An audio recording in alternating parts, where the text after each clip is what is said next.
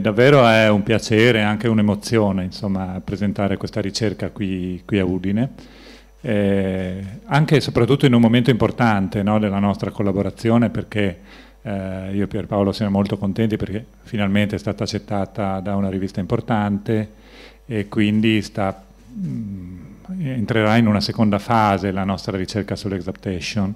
Sta già cominciando a entrare in una seconda fase, una diramazione che comincia già a essere piena di soddisfazione. Di solito all'inizio di una conferenza si dice che cosa si racconterà, ma insomma voi siete qui, avete visto la locandina, probabilmente sapete di cosa parleremo, ma questo potrebbe essere l'argomento della conferenza, un argomento forse troppo grande, insomma, il futuro dell'innovazione.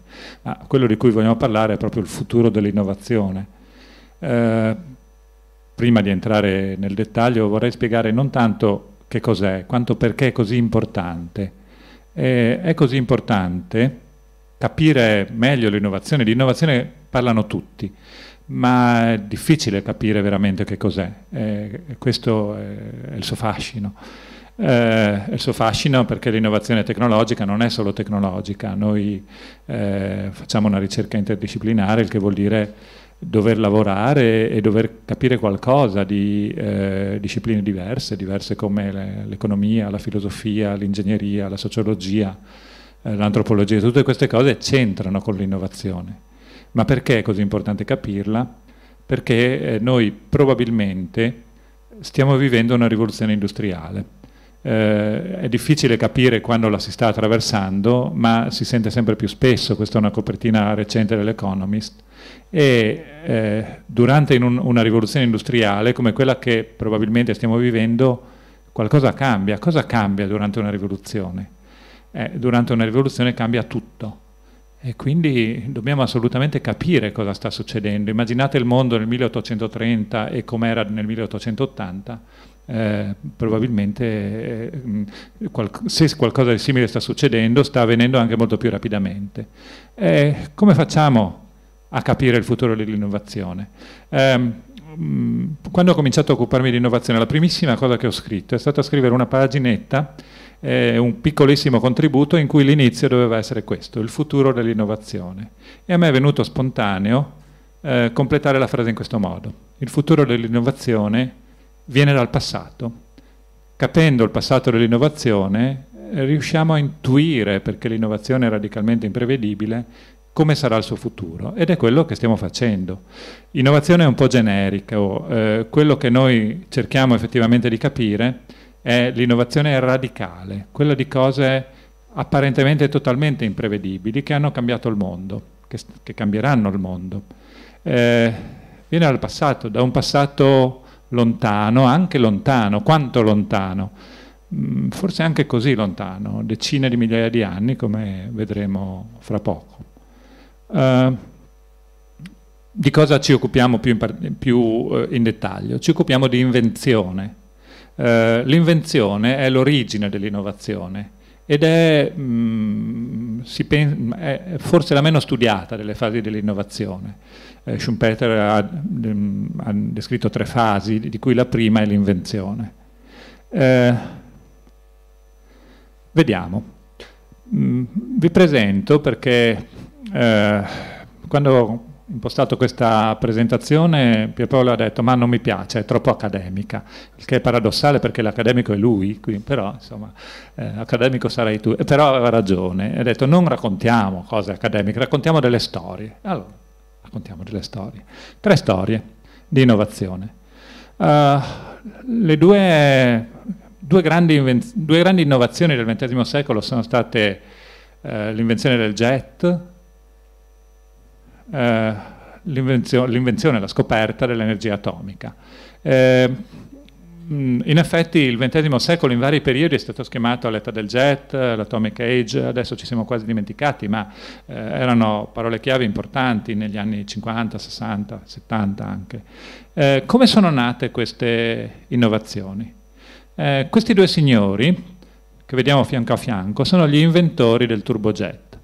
Uno tedesco, uno inglese, e la persona a sinistra si chiama Frank Whittle, ed è l'inventore inglese del turbojet. Loro hanno inventato indipendentemente il turbojet, e Frank Whittle in particolare nella sua autobiografia scrive che lui a 21 anni, giovane pilota della RAF, non ancora ingegnere, sarebbe poi diventato ingegnere, ha detto ma deve esserci un'alternativa ai motori a elica, e questo era quello che l'ha mosso. Il fatto che per volare ad alta quota, lui pensava ad applicazioni militari, era un pilota della RAF, non andava bene, il motore a elica avrebbe raggiunto i suoi limiti. Nel 1927 gli aeroplani viaggiavano a 300 km all'ora, e lui aveva già questa intuizione, questo desiderio. Poi noi adesso siamo abituati a vedere questa immagine, viaggiamo a 10.000 metri di quota, fuori ci sono 60 gradi sotto zero, ci godiamo il tramonto bevendoci qualcosa. È una magia, ed è una magia che lui in qualche modo aveva intuito. Questo è uno dei meccanismi dell'innovazione secondo Brian Arthur, che prima Vianello ha citato, l'intuire un bisogno, un bisogno. Per l'energia atomica il discorso è diverso. Questa è una delle più famose lettere, no, del XX secolo, la lettera che Einstein ha indirizzato al Presidente degli Stati Uniti, Roosevelt, in cui scriveva questo, diceva ma abbiamo scoperto questo nuovo fenomeno, la fissione nucleare, e crediamo, anche se la cosa è molto incerta, e soprattutto è molto incerto che poi queste bombe possano essere trasportate, che possano essere costruite armi di questo tipo. E con questa lettera raccomandava a Roosevelt di avviare quello che poi è stato il progetto Manhattan, che ha cambiato il mondo. Infatti quello che scriveva in questa lettera si è rivelato probabilmente molto prima, nel giro di meno di 10 anni, 5-6 anni, si è rivelato realtà. Questa è l'esplosione di Hiroshima, e ha portato poi all'energia civile e alla fine a Fukushima, eccetera. Sembra quasi ovvio che l'innovazione nasca da queste due cose, ma adesso vi racconto una storia diversa, di una grande innovazione del XX secolo, forse altrettanto grande, non saprei, che comunque ha un impatto sulle nostre vite. Un ingegnere e un grande ricercatore, si chiamava Spencer, un giorno, mentre lui lavorava per un'azienda, per la Raytheon, che era un fornitore di radar e altri oggetti di tipo militare, passando vicino a questo impianto radar che stava costruendo, si è accorto che un dolce a base di cioccolato che aveva in tasca si era sciolto. Perché? Perché stava utilizzando un sistema a microonde, e lo utilizzava per il radar, un sistema particolare si chiama magnetron, che serve proprio per generare microonde, e gli è venuta un'idea, e l'idea ha portato, questo è proprio Spencer con la sua invenzione, il forno a microonde. Il forno a microonde è nato così, ed è una storia abbastanza nota, insomma, no? Uno dice, vabbè, d'accordo, è stato un caso, è stata una roba strana, insomma, no? Una curiosità. Quella che a volte viene chiamata serendipity, cioè lui stava studiando i radar e, come i principi di Serendipo che vediamo qui, andando a cercare una cosa ne ha trovata un'altra. Ma questa è una cosa non così importante. Invece non ci starete mica dicendo che questa è una cosa importante nell'innovazione? È proprio quello che stiamo dicendo, che questo meccanismo di innovazione è molto più diffuso, è molto più pervasivo, ed è assolutamente importante soprattutto per l'innovazione radicale. E questa presentazione, tutta la nostra ricerca è su questo concetto, e in questa presentazione cerchiamo di convincervi, o almeno di suscitare un po' di discussione. Analizziamo meglio cosa è successo nel caso del forno a microonde. Quindi abbiamo un artefatto tecnologico, il radar. Un componente dell'artefatto tecnologico si chiama magnetron, ed è quell'oggetto lì.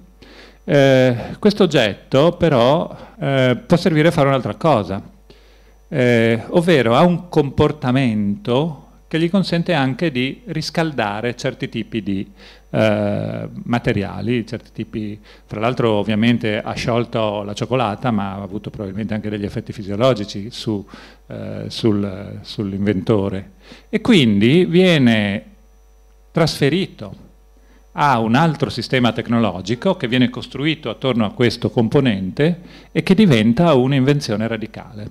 Ecco, questo meccanismo ha un nome, come vedete, si chiama exaptation, l'ha anticipato prima Vianello. In questo caso, siccome trasferiamo solo un componente, un modulo, noi l'abbiamo chiamato modular exaptation, la nostra ricerca è su questo concetto. Questo concetto nasce dalla biologia. Questo è, in 2 parole, cosa succede. C'è una nuova funzione che nasce da un comportamento già esistente. In biologia è stato chiamato exaptation da Gould, ma la cosa era già conosciuta da Darwin. Darwin aveva già intuito questa cosa, questo fenomeno, e l'aveva chiamato in modo molto più poetico, secondo me, come la meravigliosa metamorfosi della funzione. Perché Darwin aveva scritto questa frase? L'aveva scritto perché l'exaptation non è marginale nella teoria dell'evoluzione, è assolutamente centrale. La teoria dell'evoluzione noi la diamo abbastanza per scontata ormai, no? Ce la spiegano a scuola e raramente la contestiamo. È una delle cose che ci raccontano, la studiamo. Ma quando Darwin ci ha lavorato non era così. Intanto Darwin studiava la forma fondamentalmente, non sapeva nulla di genetica. Questa spettacolare dimostrazione che Darwin ci aveva preso è arrivata molto più tardi. E ovviamente molti studiosi criticavano questa teoria, che fra l'altro si scontrava con il pensiero religioso dell'epoca. E uno di questi critici si chiamava Mivart. Mivart è un personaggio importante e anche drammatico nella storia della ricerca sull'evoluzione. E la sua critica all'evoluzione diceva: ma no, non può funzionare l'evoluzione, perché l'evoluzione comporta mutamenti graduali. Ogni generazione successiva deve aver avuto un vantaggio dalla mutazione. E io non riesco a capire che vantaggio potrebbe avere un abbozzo di ala, per esempio il 2% di un'ala, che non consente di volare. Non può dare un vantaggio, non può aumentare la fitness. Quindi la teoria dell'evoluzione è bacata, non può funzionare, non funziona. E la critica era così forte che Darwin stesso ci ha pensato tantissimo, ha riconosciuto l'importanza della critica di Mivart, tant'è vero che uno dei capitoli dell'origine della specie, il 5° capitolo, è dedicato a questa cosa ed è molto cresciuto dalla prima edizione alle successive. E a un certo punto, in molti punti lui parla di questo concetto, e a un certo punto c'è proprio il termine la meravigliosa metamorfosi della funzione, e dice: guarda che lui studiava gli organi omologi, no? quelli che hanno avuto la stessa origine, e scoprendo e suggerendo la congettura, per esempio, che i polmoni dei mammiferi possano essere nati dalla vescica natatoria. Perché? Perché è più o meno nello stesso posto, ha le stesse connessioni, potrebbe aver avuto questa origine. E notate quanto era cauto, dice, è almeno possibile, perché questa è l'interpretazione che poi si è dimostrata anche in biologia, soprattutto nella microbiologia, molto valida e molto concreta. Questo fenomeno, quindi questo fenomeno biologico, ha avuto una serie di dimostrazioni spettacolari, come si accennava prima, per esempio l'origine delle piume, che ormai sappiamo dai dinosauri, non per il volo, ma per la termoregolazione, e diverse altre cose, in cui non mi inoltro, perché quando si fa ricerca interdisciplinare si cammina con molta cautela, no? Quindi sulla biologia non più di così, anche troppo. Invece quello di cui sappiamo qualcosa è la tecnologia, e quindi vediamo come la stessa cosa si può esplorare nella tecnologia. Noi lavorando su questo tema ormai da 7-8 anni abbiamo studiato tantissimi casi, ma a dire la verità questo confesso che è quello che mi piace di più. Pierpaolo non condivide questo mio entusiasmo per la paleoantropologia, dice sono cose troppo lontane, ma secondo me i meccanismi sono sempre quelli e questo è assolutamente affascinante. Una cosa che mi ha sempre impressionato è l'invenzione dell'arco. Dice, ma come? Deve essere stato un genio straordinario che ha inventato l'arco, perché sembra una cosa semplice, ma... E in realtà quando ho cominciato a pensarci 6 o 7 anni fa ho detto ma non lo saprò mai, non lo sapremo mai. Invece sì, perché proprio recentemente l'invenzione dell'arco suscita grandissimo interesse a causa di alcune scoperte archeologiche e che hanno creato anche un grande interesse sul fronte antropologico e delle scienze cognitive, perché l'arco è già una tecnologia complessa, quindi ne sappiamo di più e possiamo fare delle ipotesi molto ragionevoli sulle origini dell'arco. L'arco è una cosa relativamente semplice, ma non così semplice, è formato da 2 componenti. Quello che conta è l'arco stesso, cioè non la freccia. La freccia è abbastanza facile capire da dove esce, perché quando l'arco è stato inventato, più o meno 64.000 anni fa in Sudafrica, esisteva già la tecnologia delle punte, dei collegamenti, le lance esistevano già e quindi è abbastanza comprensibile. Esistevano anche dei tipi di lanciatori particolari chiamati atlatl che usavano dei dardi abbastanza piccoli, quindi la freccia è chiaro da dove esce, è meno chiaro da dove esce l'arco stesso. E adesso non lo sappiamo, ma abbiamo delle ipotesi molto convincenti. Una è questa. Questo è un Boshima, no, del Kalahari che sta preparando la trappola per gli animali. E questa trappola per gli animali consiste in un cespuglio, un ramo che viene piegato e quando l'animale ovviamente infila lì la zampa, il collo, qualcosa, la trappola scatta e cattura l'animale. Cosa fa? In sostanza si accumula energia elastica in questo ramo curvato e questa energia viene rilasciata nel momento in cui l'animale viene attivato. Questo accumulo di energia e rilascio di energia è proprio il principio fisico su cui funziona l'arco. Questo è un candidato ad aver fornito il componente importante. Questo è un altro candidato. Questo dispositivo che tutti conosciamo serve per accendere il fuoco, serve anche per fare fori nei materiali duri, per esempio fori simbolici sui teschi, ma anche a volte operazioni chirurgiche, insomma, a volte con successo, credo, perché si sono trovate... questo è un vero e proprio arco, si chiama bow drill, è un trapano alla fine, questo funziona con l'arco leggermente curvo e mantiene la corda in tensione. Uno o l'altro di questi elementi è stato, a questo punto possiamo dire, esattato, cioè riutilizzato per fornire l'elemento fondamentale dell'arco. Il meccanismo è identico a quello che abbiamo visto per il forno a microonde, cioè un componente che già esiste, perché la tecnologia, dice Brian Arthur, che è autopoietica, si crea da se stessa. Un componente viene preso, riutilizzato, ma nella riutilizzazione cambia la funzione. E questa è la cosa che a volte crea innovazione radicale. L'arco è una delle innovazioni radicali più importanti della storia del genere umano.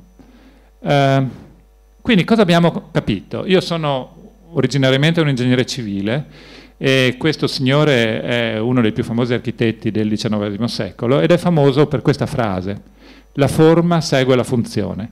Questo è quello che noi ingegneri e gli architetti e la maggior parte dei progettisti credono. Quando io ho finito ingegneria ero convinto, mi dicono cosa devo fare e io lo progetto.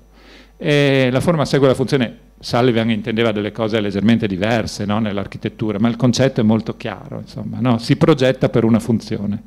E noi diciamo che invece spesso succede il contrario. La funzione segue la forma c'è già e una nuova funzione viene selezionata e questo è il meccanismo di cui stiamo parlando.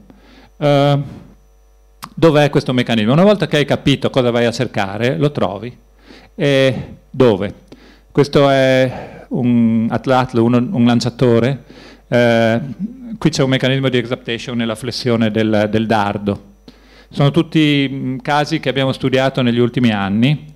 Gillette ha inventato il rasoio all'inizio del Novecento, rasoio con le lamette che si possono gettare, c'è un meccanismo di exaptation che non riesco a raccontarvi adesso, è semplicemente una rassegna di alcuni casi significativi. Il trattore, qui c'è un meccanismo di exaptation nel sostituire il telaio con il blocco motore, trasferire una funzione strutturale da un elemento specializzato a un elemento già esistente.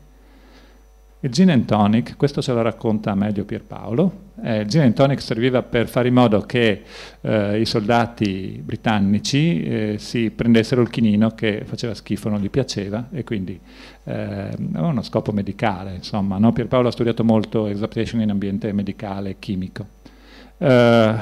Questo signore qui davanti, in primo piano a destra, è Anthony Fokker, uno dei grandi innovatori della storia dell'aeronautica, e fa vedere come questo aeroplano ha un'ala molto resistente. Questo è l'inizio della rivoluzione dell'aeronautica degli anni 20 e 30, e anche questo è un exaptation. Questa è la lancia, un modello della lancia del 1924, uno dei primi, la lancia Lambda, uno dei primi in cui abbiamo la carrozzeria portante. Quello che prima era assorbito da una funzione, la funzione che prima era assorbita dallo chassis passa alla carrozzeria. Il Marcy Lead, questo ce lo racconta Pierpaolo perché è troppo bello, in ambito chimico. Le fibre ottiche sono nate come specialità di vetro. Un nostro collega amico Gino Cattaneo ha studiato questo caso in dettaglio, e improvvisamente l'azienda che le aveva prodotte si è trovata con queste cose preadattate, per così dire, a poter diventare leader nella trasmissione dei segnali. Questo è l'ultimo per ora. L'aquilone è utilizzato come sistema di propulsione ausiliario nelle navi da trasporto, una cosa che si sta provando adesso, funziona bene, no? Navi più verdi di altre. Tutte queste sono casi di exaptation. Come avete visto, l'exaptation è complicata. Voi mi direte, ma qui stiamo trattando cose abbastanza diverse l'una dall'altra. Effettivamente è così. Una parte del nostro lavoro è stato cercare di capire meglio classificando le tipologie di exaptation, e questa è la nostra classificazione di tecnologie. Abbiamo visto di casi di exaptation, abbiamo visto l'esempio dell'exaptation radicale in basso a destra, l'arco. Altri esempi di exaptation interna che sono più ingegneristiche, il rasoio di Gillette, e gli esempi di exaptation esterne spesso vengono dall'ambiente chimico-farmaceutico, medicale e anche della chimica industriale, e questa è una cosa che Pierpaolo sta studiando da un po' di tempo, quindi adesso passo la parola a lui, e lui naturalmente ha anche l'incarico di trarre le conclusioni, cioè alla fine di questo discorso, una volta che abbiamo capito, abbiamo delle implicazioni anche proprio di politica della ricerca, di politica del controllo della proprietà intellettuale, alla fine della quale vediamo se ci saranno delle domande e saremo contenti.